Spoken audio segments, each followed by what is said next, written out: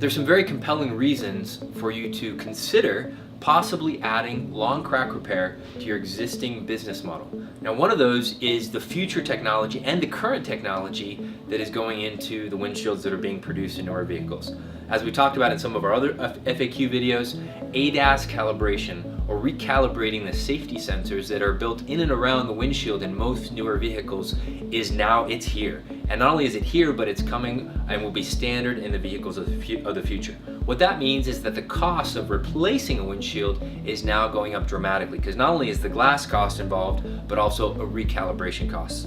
So factor that in when you consider whether you want to get into long crack repair. While long crack repair can take a little bit longer than a normal break, also requires using a little bit more consumable, the market is generally going to grow in that direction due to the cost of windshields increasing and the recalibration costs as well being in there. The other thing to consider when it comes to long crack repair is that you can demand a slightly higher price. You know, in some markets where you might be getting $45 to $65 for a normal repair, for a long crack repair you might be able to get $75 to $100, all while using maybe $1 to $1.50 worth of consumables. So the consumable cost is not dramatically higher. You may already be in front of the customer too, or on the lot, or visiting the account, so that the true cost to you as a technician is maybe less than going to another job at that point.